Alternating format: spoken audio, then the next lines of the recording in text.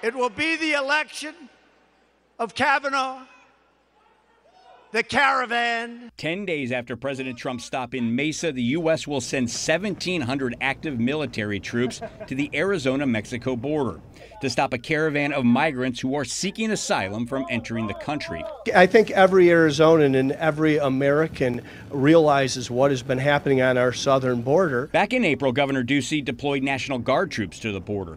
Currently, there are 476 working in a supporting role with Border Patrol. The U.S. troop increase will raise the military presence along Arizona's southern border by nearly 260%. The caravan of 3,500 migrants is trekking north from Central America through Mexico and is still weeks away from arriving. President Trump has made the caravan a major election issue. Tweeting this morning, the president said many gang members and some very bad people are mixed into the caravan heading to our southern border. Please go back. You will not be admitted into the United States unless you go through the legal process. This is an invasion of our country, and our military is waiting for you. And I also want to note that speaking at a press conference this afternoon, Pentagon officials said that in no way was this move made with any political motivations, that they routinely assist with Border Patrol. In the newsroom, Dennis Welch for Arizona's Family. So Dennis, we were hearing exactly what some of those migrants were saying as they were headed up here. They're headed up here through Mexico. They were saying, "Si se puede." And it appears that this caravan of migrants seeking asylum here in the U.S. are not going to be deterred by any tweet that the president sends out. Question for you is this.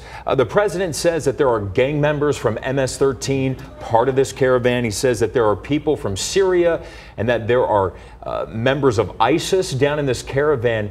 Is there any fact to any of that? Can we be certain that any MS-13 gang members or ISIS members are part of this caravan? Well, you know, the short answer to that is no. There's no actual fact that any of those types of members are part of this caravan. In fact, that most of the people that it's been reported on that are in this caravan are, like I said earlier, coming from Central America. They are fleeing poverty. They're also fleeing violence in their home countries to make their way north up to the U.S. border. And the reason why they are doing this in such big numbers is because there's safety in numbers. And if they do this by themselves, they're more likely to get hurt coming up here, making their way to the United States. And many of them have decided to just stay in Mexico. A lot of them say they've found jobs there, or they're going to seek asylum in Mexico. And we should probably point out the role of the military down there. They don't have any authority to arrest people or anything like that. They're going to be in support roles, helping the Border Patrol with drones and medical equipment, things like that. So we should also probably point out too that this caravan has dwindled in numbers. About 1,700 of those people in that caravan have sought asylum. Well, imagine how far they're walking. I mean, imagine how far it is